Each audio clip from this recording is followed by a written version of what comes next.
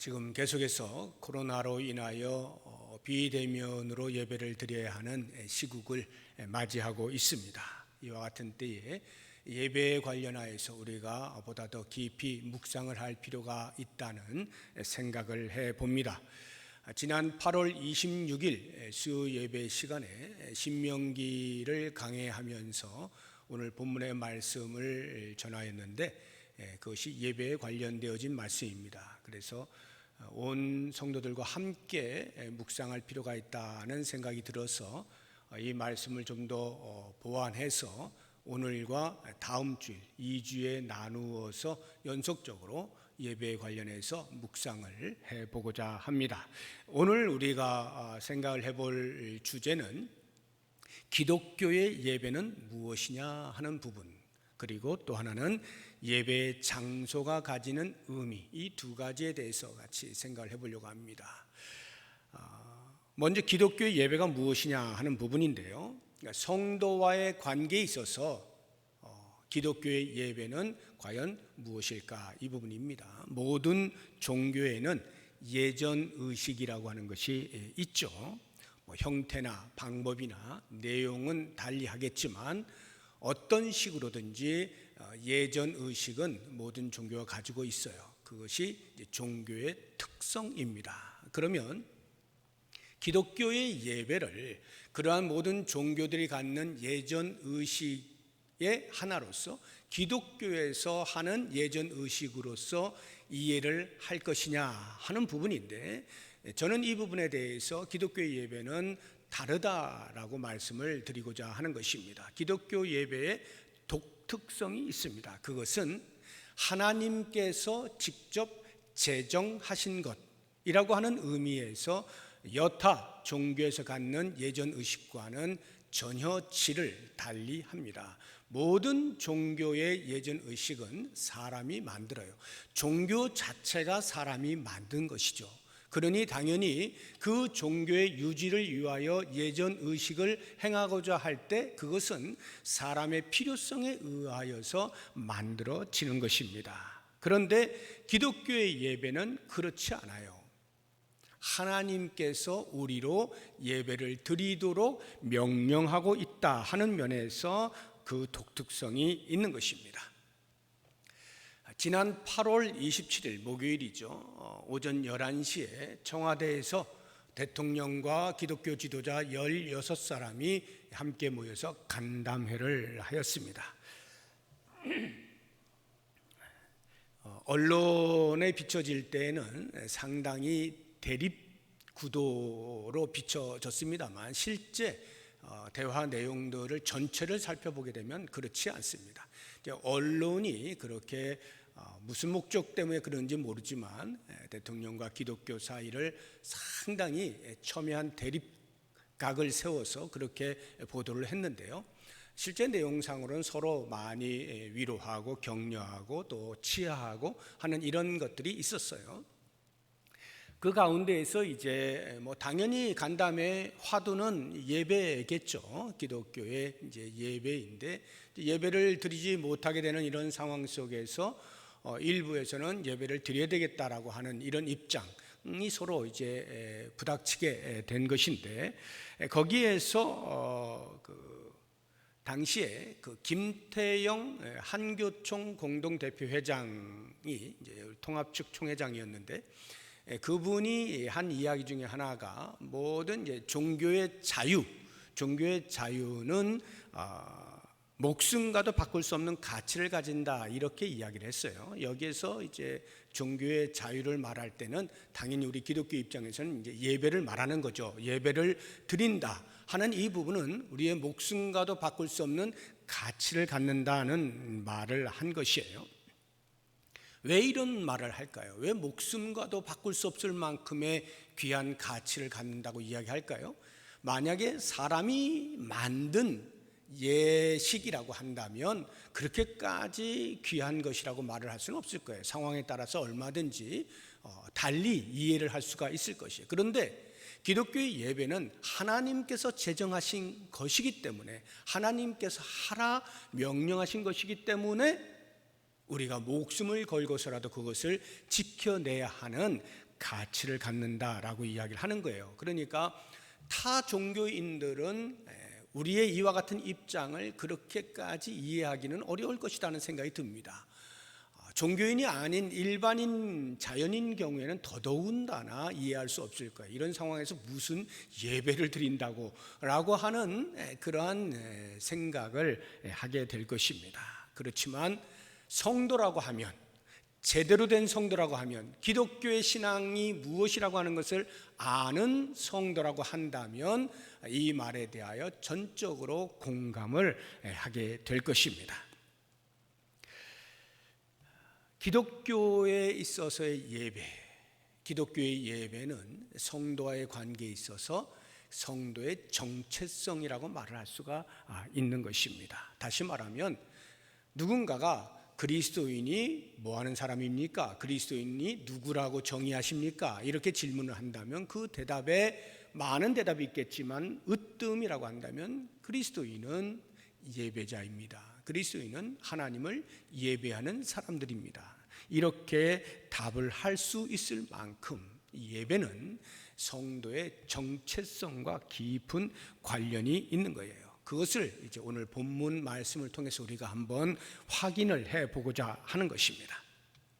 본문의 말씀은 모세가 죽음을 앞두고 이제 하나님께서 약속하신 가나안 땅의 제2세대 이스라엘 백성들이 입성하게 될 그 순간에 하나님으로부터 받은 말씀을 그들에게 전달하는 내용입니다. 너희들 가나안 땅에 들어가게 되면 이러하게 살아야 한다 하는 하나님의 말씀을 전달하고 있는 장면입니다. 반드시 그곳에 들어가면 너희들이 지켜야 할 규례들이 있다, 법도들이 있다, 이제부터 잘 들어라 하고는 12장 1절부터 26장에 이르기까지 방대하게 그 규례들을 설명을 하고 있어요. 그런데 오늘 우리가 읽은 이 본문의 말씀 12장 1절부터 7절의 이 말씀은 그 많은 규례들 가운데서도 제일 먼저 소개가 되고 있는 규례입니다. 첫 번째 규례인데요. 그 규례가 무엇인지 1절을 보겠습니다. 내 조상의 하나님 여호와께서 내게 주셔서 차지하게 하신 땅에서 너희가 평생에 지켜 행할 규례와 법도는 이러하니라 하고 2절 이하에 나오는 말씀을 요약해서 한마디로 한다면 제사를 드려라 이 말이에요. 너희는 약속의 땅에 들어가게 되면 평생에 하나님을 예배해라, 제사를 드려라 이 말을 하고 있는 것입니다. 많은 규례들이 있는데 그 중에서 제일 먼저 소개하고 있는 규례, 이 처음의 중요성에 대해서 우리는 모르지 않습니다. 처음 법이라고 하는 것은 모든 법을 아우르는 거죠. 모든 법에 우선하는 거예요. 으뜸하는 법이라는 것을 알 수가 있습니다. 예를 들어 대한민국 헌법 제1조 1항이면 대한민국은 민주공화국이다. 이게 1항이에요. 이 1항이 모든 그 이후에 나오는 헌법을 아우르는 것입니다. 그래서 그 다음에 나오는 2항이 민주공화국이다 하는 말의 의미가 뭐냐 하는 것을 설명하고 있는데 대한민국의 주권은 국민에게 있고 모든 권력은 국민으로부터 나온다. 이게 민주공화국의 의미라는 거예요. 이것으로부터 모든 법을 다 해석을 하는 것입니다. 이스라엘에도 헌법이 있죠. 그 헌법의 으뜸이 뭡니까? 십계명이잖아요. 십계명 가운데도 1계명이 뭡니까? 내 앞에 다른 신을 두지 말라는 것이고, 두 번째 계명이 그 신들을 만들지 말고 절하지 말고 섬기지 말라는 것이죠. 그러면 이 첫 번째 계명이 곧 지금 이야기하고 있는 12장부터 26장까지 나오게 되는 모든 규례에 제일 먼저 등장한 하나님께 제사하라는 이 말씀과 일맥상통하는 거죠. 한마디로 이야기하면 하나님을 섬겨라 이 말 아니겠습니까? 다시 한번 1절을 보시기 바랍니다. 내 조상의 하나님 여호와께서 내게 주셔서 차지하게 하신 땅에서 너희가 평생에 지켜 행할 규례와 법도다 이렇게 말씀합니다. 규례와 법도가 평생에 지켜야 한다는 거예요. 평생이라고 하는 말은 죽을 때까지라는 말이죠. 개인적으로 이야기하면 국가적으로 이야기하면 국가가 존속하는 한, 이런 의미가 될 것입니다. 이러한 시간적 개념에서의 평생에는 단순히 시간 개념만을 말하는 게 아니라 그만큼 중요하다라고 하는 중요성의 개념이 들어있는 것이잖아요. 다시 말하면 어떤 경우에든지 이 규례를 반드시 지켜야 한다, 이것을 의미하고 있죠. 그만큼 사안이 중요하다는 것을 강조하는 거예요. 그러니까 12장부터 소개가 되고 있는 수없이 많은 규례들 가운데 제일 먼저 소개되고 있다라고 하는 차원에서도 그 중요성이 입증이 되고 있지만, 그것을 넘어서서 단순한 우선순위의 문제가 아닌 성도로서, 구원받은 자로서의 정체성의 문제라는 것을 알 수가 있는 거예요. 애굽에서 종살이하고 있던 이스라엘 백성들을 데리고 나오시잖아요. 자유를 부여하시잖아요. 그리고 그들에게 거할 수 있는 땅을 주시지 않습니까? 그리고는 그들에게 요청하시는 것에 제1 되는 것이 하나님께 제사하라, 하나님을 섬겨라. 그것은 구원받은 백성의 정체성과 다를 바가 없는 이야기인 것입니다. 그렇기 때문에 성도에게 있어서의 예배는 옵션이 아니에요. 필연적인 것입니다. 나의 존재 자체인 것이에요. 그러니까 결코 가볍게 여길 수 있는 문제가 아닙니다. 쉽게 생각할 수 있는 문제가 아니에요. 예배는 정말 중요한 거예요. 상황에 따라서 일시적으로 정지를 한다든지 보류를 한다든지 취소를 한다든지 포기할 수 있는 그런 문제가 아닌 것이 기독교의 예배인 것입니다. 우리 성도들은 다 그것을 알고 있습니다만, 혹시라도 노파심에 예배를 좀 가벼이 생각해서 이런 때는 예배를 안 드려도 되는 거 아니야? 이렇게 혹시라도 생각하시는 분이 계시다고 한다면 다시 한번 기독교의 예배에 대한 바른 정립을 하시고, 이것은 나의 존재 자체다, 내가 살아있음을 입증하는 방법이다 하고는 이 예배자로서의 예배의 중요성을 꼭 인식을 하실 수 있기를 바랍니다. 그렇다고 하면 이제 그렇게 중요한 예배인데 우리가 지금 함께 모여서 예배를 드리고 있지 못하잖아요. 어떻게 이해할 것이냐 하는 부분인데요. 그래서 제가 두 번째로 여러분과 함께 생각을 해보려고 하는 것이 예배의 장소 부분입니다. 예배의 장소가 우리에게 주는 의미가 무엇이냐 하는 이런 부분이에요. 코로나 시대에 있어서 우리 기독교에서 최대 화두는 예배인데, 그 예배 가운데서도 예배의 장소죠. 성전에 나와서 예배를 드리지 못하고 있는 이 부분을 우리가 어떻게 이해할 것인가. 앞서 말씀을 드린 것처럼 기독교의 예배는 성도의 정체성이라고 했는데 그것이 지금 흔들리고 있는 것 아니냐, 이런 생각을 당연히 갖게 되는 것입니다. 예배 장소, 물리적 공간으로서 우리는 보통 교회라고 합니다. 교회 가자 하면은 이 물리적 공간을 우리가 이야기하잖아요. 뭐 신학적으로 이야기하면 구원받은 백성 자체를 이야기하는 것입니다만, 우리가 흔히 일상에서 이야기할 때 교회 갑시다 하면은 물리적 공간, 예배당을 이야기하는 거예요. 그렇다고 하면 이 예배 장소는 어떤 기능을 가지고 있느냐? 세상 가운데서 살아가고 있는 성도의 모임을 나타내는 상징으로서의 기능을 하는 것입니다. 상징. 그러니까 지금 예배는 성도의 정체성이라고 말씀을 드렸죠. 그러면 그 예배를 드리는 물리적 공간으로서 예배당, 교회는 상징이라고 제가 말씀을 드렸어요. 그럼 이 정체성과 상징 사이의 관계, 정체성과 상징은 서로를 확인하고 강화시켜주는 메커니즘을 가지고 있어요. 상호작용 원리를 가지고 있다, 이 말입니다. 한번 생각을 해보세요.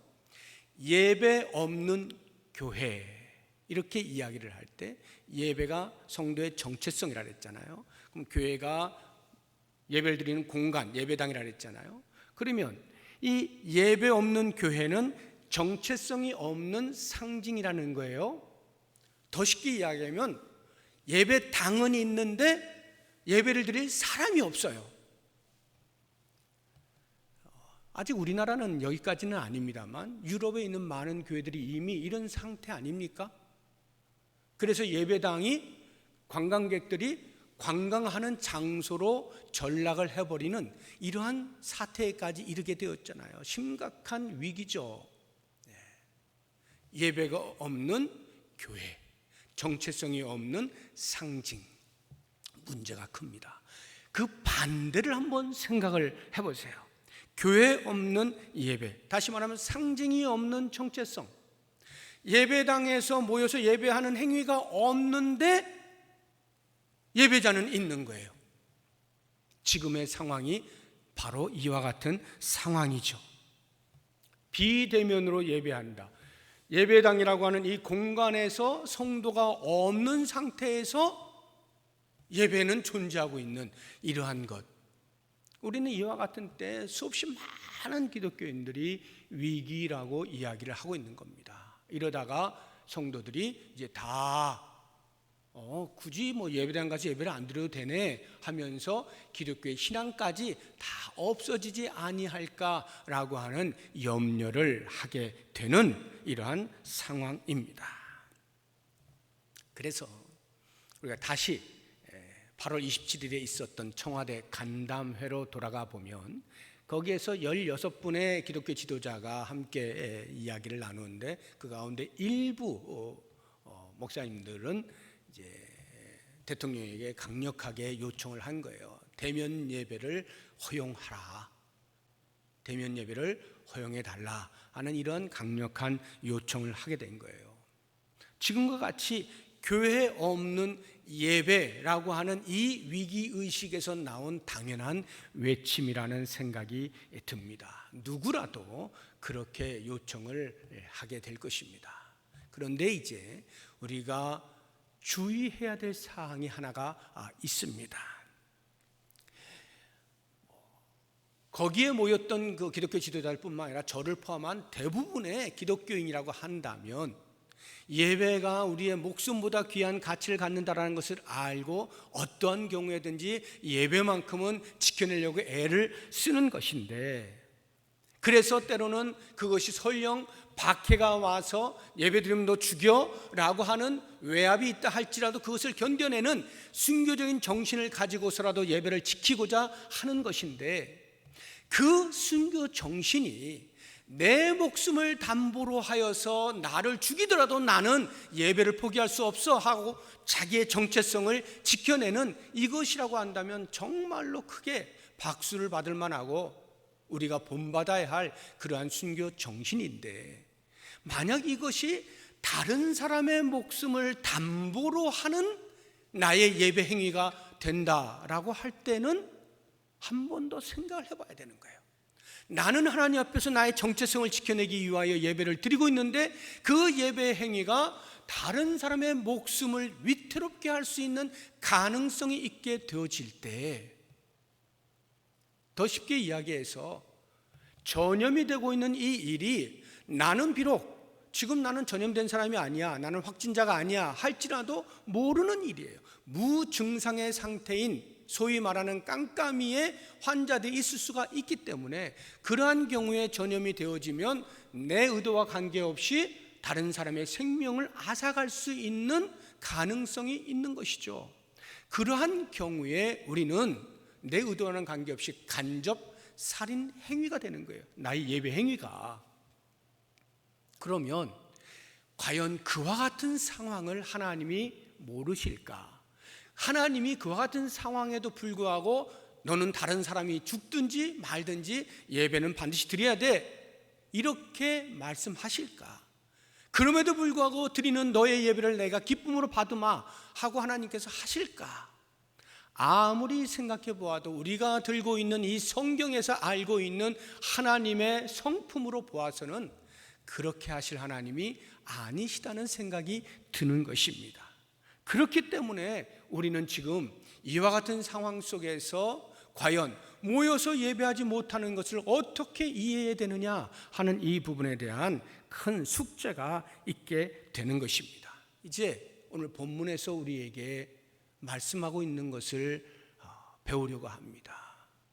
이 부분에 대하여서 아주 좋은 해결의 단초를 제공해 주고 있기 때문입니다. 본문을 보시게 되면 이렇게 이야기를 하는 거예요. 하나님께서는 너희들이 가나안 땅에 들어가게 되면 거기에 이미 있는 족속들이 있다. 그 족속들도 각기 나름대로의 신앙의 행위를 한다. 그런데 그 신앙의 행위를 하기 위하여 세워놓은 신전들이 있는데 그 신전들을 다 허물어라, 이렇게 이야기를 하시거든요. 한번 2절을 보겠습니다. 너희가 쫓아낼 민족들이 그들의 신들을 섬기는 그곳이 높은 산이든지 작은 산이든지 푸른 나무 아래든지, 이 말의 의미는 그 신전들이 여기저기에 있다 이 말이에요.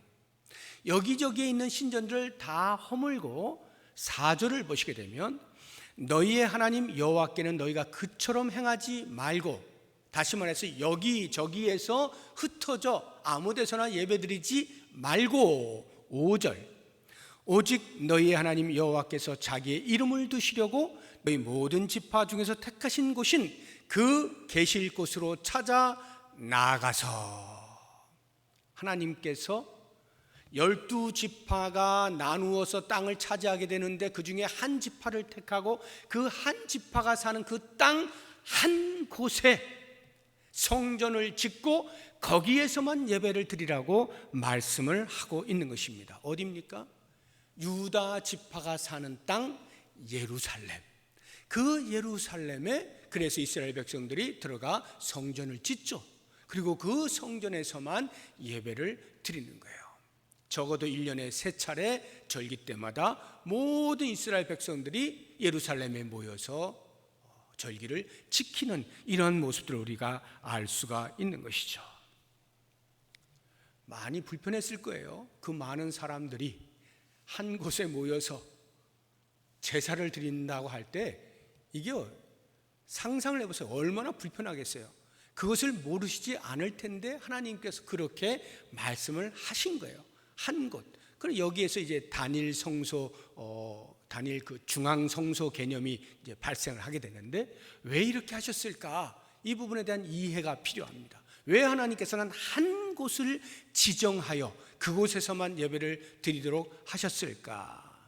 몇 가지 이유가 있는데, 그 첫 번째가 가나안 민족들은 신전이 여기저기 있잖아요. 이유가 뭐냐 하면 신들이 다양하기 때문이에요. 이런 신 저런 신을 족속마다 달리 섬기는 거예요. 그러니까 다신론입니다. 거기에 비해서 이스라엘 민족은 오직 유일하신 하나님 한 분만을 섬겨요. 여러 신들 가운데 하나님을 섬기는 게 아니라 다른 것은 신이 아니다라고 보는 겁니다. 오직 여호와 하나님만이 참 신이시다, 이렇게 해서 한 신을 섬기는 유일신관을 가지고 있어요. 바로 그것을 알려주는 거예요. 오직 한 곳이라고 하는 의미는 유일신관을 확실히 해라. 가나안 땅에 들어가게 되면 다신론에 의해서 혹시라도 너희들이 혼란스러울 수가 있는데, 너희들이 섬길 여호와 하나님은 그렇지 않다. 오직 한 분 한 하나님이시다. 이것을 알려주기 위하여 한 장소를 택하시는 거예요. 두 번째, 왜 하나님께서 한 곳을 그렇게 고집을 하셨을까? 그것은 예배라고 하는 것은 사람 중심이 아니라 하나님 중심이라는 것을 가르쳐 주시는 거예요. 이미 앞서 제가 말씀을 드린 것처럼 모든 종교는 그런 예식이 있는데 그 예식들이 다 자신들의 필요에 의해서 만들어지는 거예요.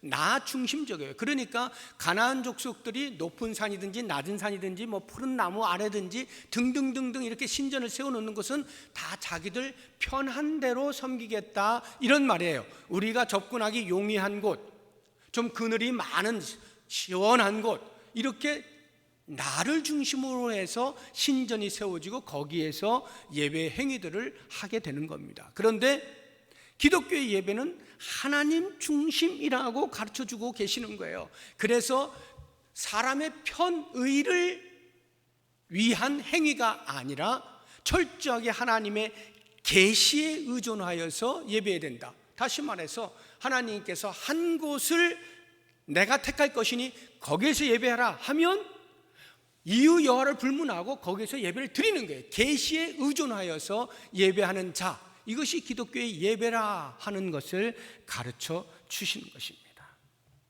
하나님께서 그렇게 한 곳을 집착하신 것이 예루살렘을 특별히 다른 도시들보다 더 좋아하실 만한 이유가 있어서 그런 건 아니죠. 또는 하나님께서 계시는 곳이 오직 예루살렘에만 가능하시기 때문에 그거 아니죠. 어디에나 계시는 하나님이셔요.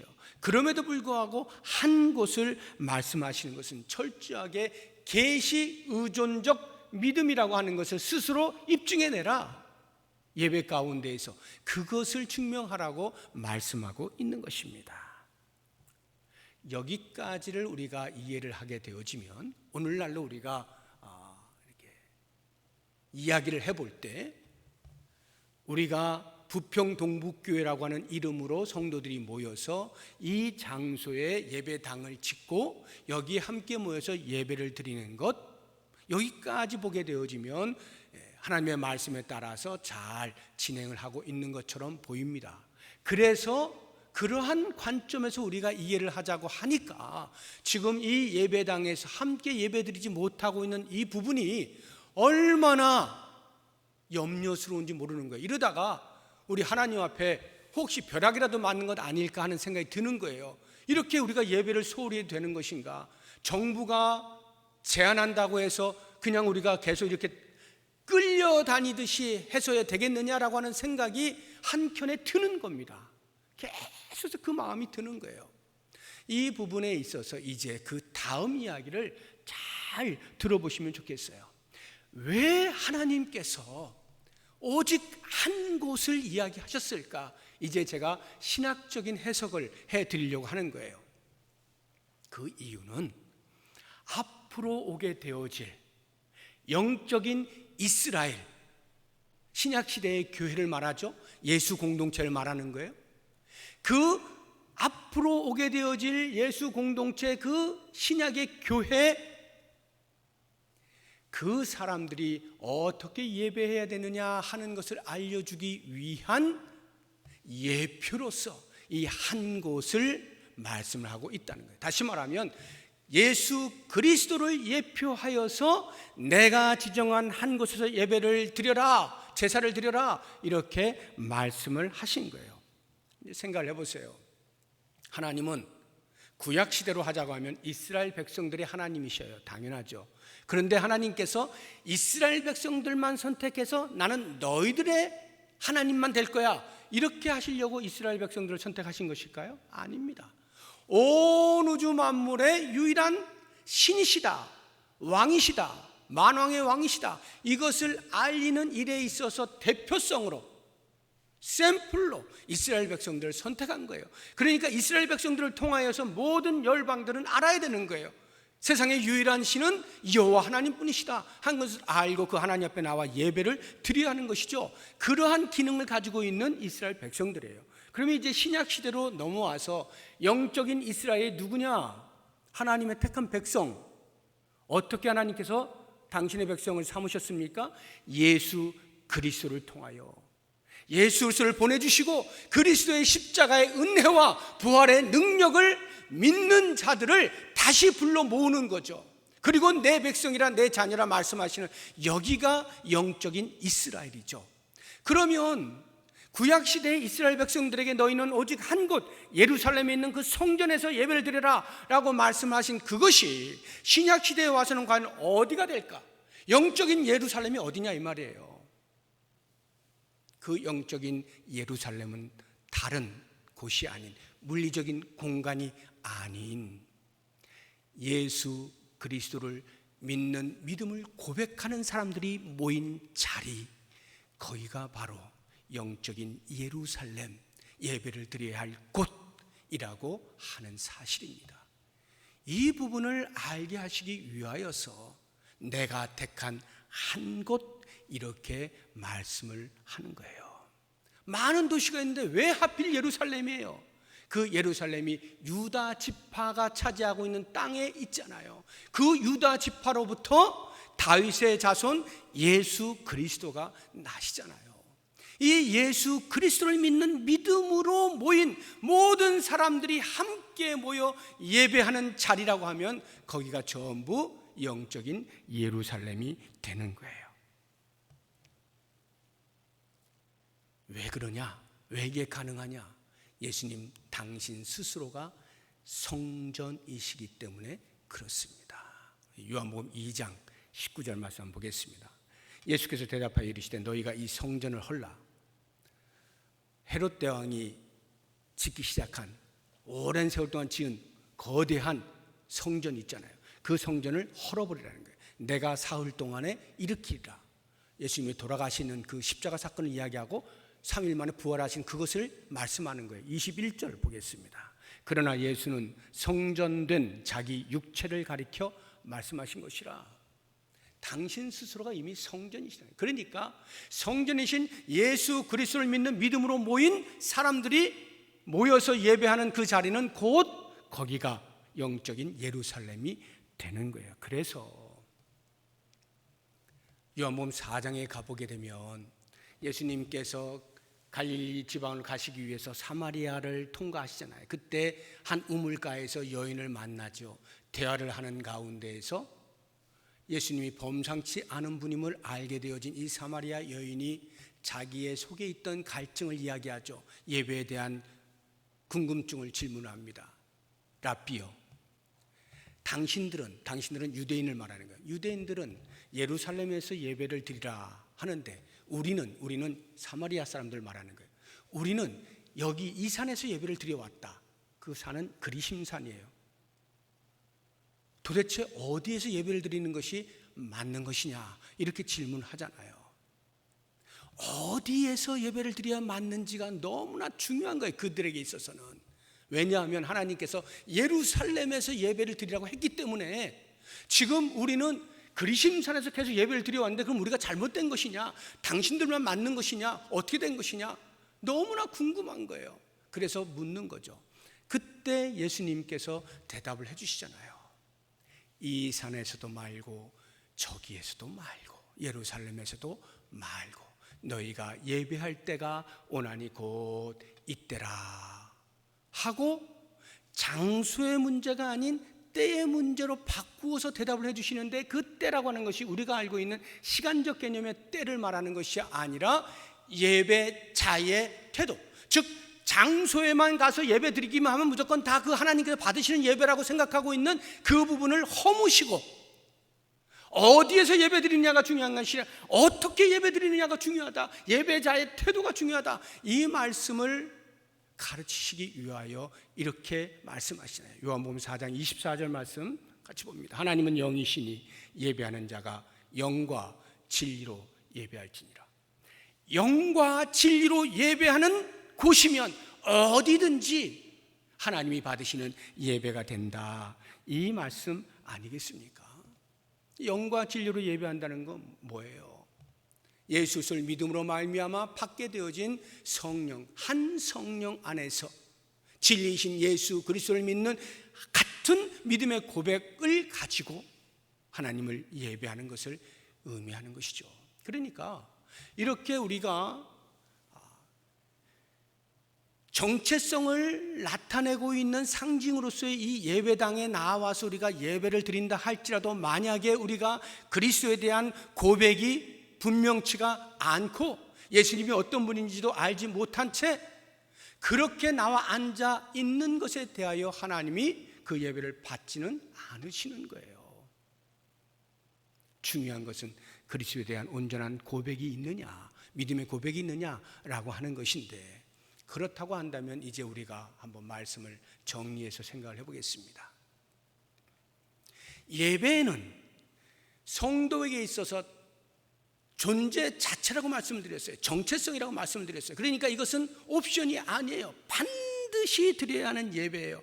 그런데 예배를 드릴 때 어디에서 예배를 드리느냐 하는 부분이 이 코로나 시대에서 성전에 나와 예배를 드리지 못하는 것으로 인하여 끊임없이 우리의 머리를 혼란스럽게 만드는 거예요. 그럴 때 우리가 정립을 해야 돼요. 어디에서 예배가 아니라 어떻게 예배를 드리느냐가 정말로 중요한 것이다 하는 이 부분에 대하여서 이제 우리가 영상으로 가정에서 예배를 드립니다. 사랑하는 성도 여러분, 가정에서 예배를 드릴 때 지금 이 예배당에 나와서 예배를 드릴 수 없는 상황이니까 우리가 가정에서 영상으로 예배를 드린다 하고 그냥 단순히 대체적인 차원에서, 대체한다는 차원에서 임시적으로 이렇게 생각할 것이 아니에요. 그리고 그 영상으로 예배를 드리니까 교회당에 가려면 옷도 차려입어야 되고 뭐 화장도 해야 되고 준비를 해야 되고 이것저것 준비도 많이 해야 되고 시간도 많이 걸리고, 그런데 그런 것들이 다 생략된 채 편안하게 가정에서 예배를 드릴 수 있으니 정말 좋다 하는 마음이 들잖아요. 정말 편하거든요. 편하게 예배를 드릴 수가 있어요. 이러한 편의성에 젖어들면 큰일 나는 거예요. 우리가 하나님을 예배하는 예배자로서 내가 있는 그 자리가 하나님의 임재를 경험하는 자리가 되어야 돼요. 그러자고 하니까 우리가 하나님을 예배할 때 우리의 모습을 돌아보아야 하는 것이고, 열정을 가져야 하는 것이고, 진정성을 가져야 하는 거예요. 한 영으로, 한 믿음의 고백 위에서 드려지는 예배가 될 수 있도록 노력해야 되는 것이죠. 그러니까 저는 오히려 이와 같은 때에 많은 사람들이 염려하고 이러다가 기독교가 몰살되는 거 아니냐, 기독교계 안에서는 말할 것도 없고 밖에서조차도 이러한 이야기들 하고 있는 이 시대에 저는 오히려 이 영상으로 예배할 수 있는 이 IT 기술이 오늘날 우리들에게 주어져 있다고 하는 것이 하나님께서 이때를 위함이 아닌지 우리가 돌아보아야 되는 거예요. 기가 막힌 타이밍이다. 어떻게 하나님께서 이러한 IT 기술을 우리에게 주셔서 이와 같은 상황 가운데서도 우리의 정체성인 예배를 포기하지 아니하고 끝까지 예배를 드릴 수 있도록 해주시는가 감사하고 감격하면서 이 영상의 예배를 드릴 때 우리의 마음가짐을 새롭게 하는 것입니다. 오히려 더 적극적으로 내가 하나님 앞에 예배의 자로서 서야 되는 거죠. 그러한 기회로 삼는 것입니다. 많은 사람들이 보는 앞에서 함께 섞여서 나는 예배자다라고 하는 수동적인 차원에서의 입증이 아닌 적극적이고 능동적이고 나 스스로가 하나님 앞에서 예배자로 서야만 하는 그 자리, 그 가정의 자리, 영상 앞에서의 자리, 그 자리를 신실하게 지켜내는 것, 이것이야말로 오늘 이 시대에 하나님께서 우리에게 요청하고 있는 너희 자신을 새롭게 보아라, 예배자로서 다시 한번 정립해라, 기회를 주신 것 아닐까요? 그렇다고 한다면 우리가 가정에서 예배를 드릴 때 사랑하는 성도 여러분, 더 진중해지셔야 됩니다. 더 열정을 가지셔야 됩니다. 그리고 한 가지를 더 말씀을 드린다면, 기왕에 우리가 이렇게 영상으로 예배를 드리는 이와 같은 상황 속에서 이전에는 주일 오전에만 나와서 예배를 드렸던 성도님들이라 할지라도 이제 나의 정체성을 더 스스로 확인하고 사람들 앞에 드러내기 위해서 더 적극적으로 영상 예배에 참여하는 거예요.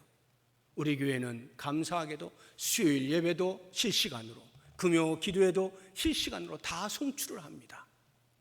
이전에는 드리지 않았었는데 이제 내가 시간이 좀 더 있고 가정에서 있을 수 있는 시간이 많고 그러다 보니 더 적극적으로 내가 예배에 참여해야 되겠다 해서 영상 예배에 더 열심히 참여해 보십시오. 오히려 염려가 바뀌어서 새로운 세계가 보이기 시작할 겁니다. 어디에서나 어떠한 상황 가운데에도 예배할 수 있는 존재라고 하는 자기 자신을 발견하게 될 것이고, 그것이 사람들에게 나타나게 될 때에 우리는 빛과 소금으로서의 세상에서의 역할뿐만 아니라 예배자로서의 자기 정체성을 드러낼 수 있는 기회인 것을 꼭 기억하시면서, 이와 같은 때 힘들고 어렵다라고 해서 어떻게든지 환경이 바뀌기만을 기다리는 수동적인 자세를 벗어나 오히려 더 적극적으로 하나님을 예배하는 자임을 스스로에게 입증하시고 많은 사람들에게도 증명하시면서 사실 수 있는 우리 모두가 될 수 있기를 주님의 이름으로 축복합니다. 기도하겠습니다. 하나님 아버지,